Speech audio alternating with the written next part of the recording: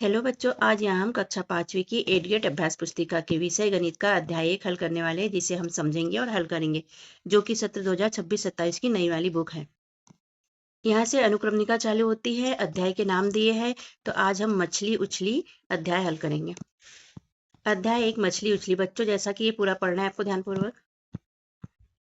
तो यहाँ तालिका देखते हैं बच्चों। यहाँ सामग्री का नाम, यहाँ मूल्य दिया है रुपए में, और यहाँ पर 100 रुपए के नोटों में भुगतान करना है हमें सामग्री के पैसे, और वापस देगा दुकानदार। तो यहाँ लिखा है वापस की जाने वाली राशि यहाँ पर निकाल के लिखना है। यहाँ कंपॉक्स बॉक्स का मूल्य है 60 रुपए। तो कितने नोट देंगे? तो एक नोट देंगे 100 रुपए का। तो 100 में से 60 को घटा देंगे तो कितना बचेगा? 40 रुपए। तो वापस कितने रुपए होंगे? 40 रुपए वापस होंगे। पुस्तक का मूल्य है 294 रुपए। तो 100 के कितने नोट देंगे? तो 3 नोट देंगे, और वापस कितने करेंगे? तो 6 रुपए वापस होंगे। यहाँ पर भी सामग्री दी है। तो गेहूं, यहाँ पर कुल मूल्य गेहूं का है 4000 रुपए, और 500 रुपए के नोटों से भुगतान करना है। तो कितने नोट देने होंगे हमें? तो यहाँ पर 8 नोट हमें 4000 के लिए देने होंगे। वापस कितने होंगे? तो कुछ भी वापस नहीं होगा। दाल है 4300 रुपए। 500 रुपए वाले कितने नोट देने होंगे हमें? तो ये 9 नोट देने होंगे, और वापस करेगा दुकानदार 200 रुपए। चावल है 5600 रुपए के। तो 5600 रुपए के लिए हमें 12 नोट देने होंगे, और दुकानदार हमें 400 रुपए वापस करेगा। इन प्रश्नों को हल करिए। ए में दिया 38 गुणित 15, तो हो जाएगा 570। आप करके देखना बच्चों। 56 गुणित 23 हो जाता है 1288। 48 गुणित 12 हो जाता है 576। 51 गुणित 26 हो जाता है 1326। सारे गणितों को हल करके देखना आप कॉपी में। यहाँ पर 202 में भाग देंगे 2 से, तो 101 आ जाता है।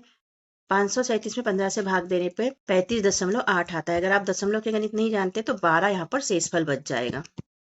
यहाँ पर देखो 645 में 14 से भाग देंगे तो 46.07 आ जाएगा। दशमलव हल नहीं करना है तो 46 आएगा, और यहाँ पर 675 में 11 से भाग देना है तो 61.36 आ जाएगा। दशमलव वाला नहीं करना है तो आपका शेषफल आ जाएगा। आगे प्रश्नों को पढ़कर दिए गए विकल्पों में से सही उत्तर चुनकर लिखिए और सामने दिए गए घेरे में भरिए। तो प्रश्न 1 है 2326 को अंकों में कैसे लिखते हैं? तो सी वाला राइट है, ऐसा लिखेंगे। सी गोले को हम काला कर देंगे। प्रश्न 2 है 100 रुपए वाले 15 नोट मिलकर कितने रुपए हो सकते हैं? तो 100 गुणित 15 कर लेंगे बच्चों, तो यह आ जाएगा 1500। डी वाला ऑप्शन राइट है, तो डी गोले को हम काला करेंगे। प्रश्न 3 सरिता ने एटीएम से 5000 रुपए निकालने की प्रक्रिया पूरी की। उसे 500 रुपए वाले नोट मिले। सरिता को एटीएम से कितने नोट मिले? तो ए वाला सही है, 10 नोट मिलेंगे इसे, इसलिए ए बोले को हम काला करेंगे। प्रश्न चौथा है गाय का दूध 40 रुपए प्रति लीटर आता है। तो बताइए 20 लीटर दूध कितने रुपए में आएगा? तो 40 गुना 20 कर लेंगे, गुना करके देख लीजिए, तो 800 रुपए में आएगा। सी वाला हमारा राइट है, इसलिए सी बोले को हम काला करेंगे। प्रश्न 5वां अदिति ने बैंक के खाते में 2884 रुपए है। उसने 1080 रुपए और जमा कर दिए, तो उसके खाते में कुल कितने रुपए हुए? तो यहाँ पर 2884 रुपए और 1080 रुपए को जोड़ देंगे बच्चों, तो आ जाएगा 3964 रुपए। और हम सी वाला सही है, तो सी गोले को काला करेंगे। नीचे दिए गए प्रश्नों को हल कीजिए। प्रश्न 6 है एक बोरी में 50 किलोग्राम चावल है। ऐसे ही 8 बोरियों में कुल कितने किलोग्राम चावल आएंगे? तो हम लिख लेंगे एक बोरी में 50 किलोग्राम, इसलिए 8 बोरी में 50 गुणित 8, तो ये हो जाएगा 400। तो 400 किलोग्राम चावल एक बोरी में आएंगे। प्रश्न 7वां है 1 लाख को अंकों में लिखिए। तो ऐसा लिख लेना, इकाई, दहाई, सैकड़ा, हजार, 10,000, लाख। ये हो गया 1 लाख। है 1 लाख की खरीदी करने के लिए अंशु ने 100 रुपए वाले नोट का उपयोग किया। तो उसने खरीदी के लिए कितने नोट का उपयोग किया होगा? तो अंशु ने 100 के 1000 नोट दिए होंगे, क्योंकि 1 लाख में भाग दे देंगे 100 से, और ये आ जाएगा 1000 रुपए। तो ये हो जाएगा 1000 नोट। प्रश्न 8 है यदि दूध की कीमत 50 रुपए प्रति लीटर है तो 2000 रुपए में कितने लीटर दूध आएगा? तो 50 रुपए में 1 लीटर दूध, इसलिए 2000 रुपए में कितना दूध? तो 2000 में भाग 50 से दे देंगे, तो ये आ जाएगा 40। उत्तर में हम लिख देंगे 2000 रुपए में 40 लीटर दूध आएगा। प्रश्न नंबर है यदि अंगूर से किशमिश बनाने पर उसका वजन 1/3 भाग रह जाता है तो 12 किलोग्राम अंगूर से कितने वजन के किशमिश बनेंगे? तो यहाँ पर 1 किलोग्राम से 1/3 किलोग्राम किशमिश बनती है, तो 12 किलोग्राम से कितने बनेंगे? 12 गुणित 1/3, 3 एकम 3, 3 चौक 12 आ जाएगा, तो 4 किलो किशमिश। तो उत्तर आ जाएगा 4 किलो किशमिश बनेगी। प्रश्न 10वां एक कार 1 घंटे में 60 किलोमीटर की दूरी तय करती है, तो वह 2.5 घंटे में कितनी दूरी तय करेगी? 1 घंटा बराबर से 60 मिनट, तो 2.5 घंटे बराबर से 60 धन 60 धन 30, तो ये हो जाएगा 150 मिनट। एक कार 60 मिनट में 60 किलोमीटर चलती है, तो 150 मिनट में कितनी चलेगी? तो 150 गुणित 60 कर लेंगे बटे 60, तो ये कट जाएगा, 150 बचेगा। उत्तर में हम लिख देंगे 2.5 घंटे में कार 150 किलोमीटर चलेगी। 11 है, एक रेलगाड़ी 80 किलोमीटर प्रति घंटे की चाल चलती है तो उसे 360 किलोमीटर की दूरी तय करने में कितना समय लगेगा। तो रेलगाड़ी 80 किलोमीटर 1 घंटे में चलती है तो 360 किलोमीटर कितने घंटे में चलेगी। 360 में 80 का भाग दे देंगे तो यह आ जाएगा 4.5। 0.5 मतलब आधा घंटा। तो उत्तर में हम लिख देंगे रेलगाड़ी को 360 किलोमीटर चलने के लिए 4 घंटा 30 मिनट लगेगा।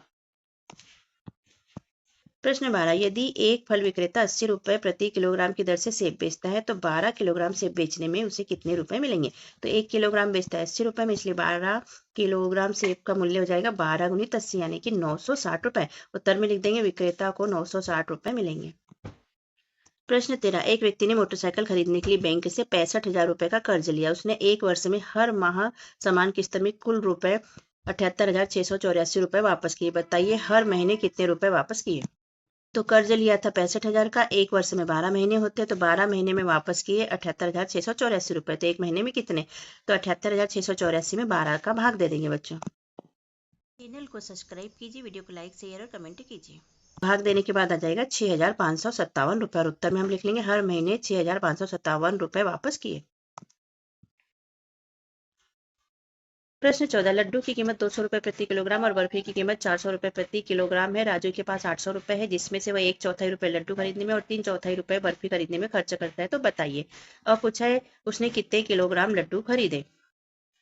ब में पूछा उसने कितने किलोग्राम बर्फी खरीदी। स में पूछा उसने कुल कितने किलोग्राम लड्डू और बर्फी खरीदी। तो राजू के पास 800 रुपए थे, उसने खर्च किए लड्डू में 1/4 मतलब 800 गुणित 1/4 तो ये कट जाएगा 200 बार तो ये हो जाएगा 200 रुपए। और बर्फी खरीद में 3/4 तो 800 गुणित 3/4 तो जाएगा 600 रुपए की बर्फी खरीदी। उसने कितने किलोग्राम लड्डू खरीदे। तो 200 रुपए खर्च किए, 200 रुपए में 1 किलो लड्डू आते हैं तो उसने 1 किलो लड्डू खरीदे। ब में पूछा उसने कितने किलोग्राम बर्फी खरीदी। तो ब का हम हल कर लेंगे, 400 रुपए की 1 किलोग्राम बर्फी आती है तो यहाँ पर 600 रुपए उसने खर्च किए थे तो 600 रुपए की कितनी आएगी। तो 600 भागित 400 तो यह आ जाएगा 1.5 किलोग्राम। समय पूछा उसने कुल कितने किलोग्राम लड्डू एवं बर्फी खरीदी। तो यहाँ पर 1 किलोग्राम खरीदी थी उसने और यहाँ 1.5 मतलब 1.5 किलो तो दोनों को जोड़ लेंगे तो ये जाएगा 2.5 किलोग्राम लड्डू और बर्फी खरीदी उसने यानी 2.5 किलोग्राम।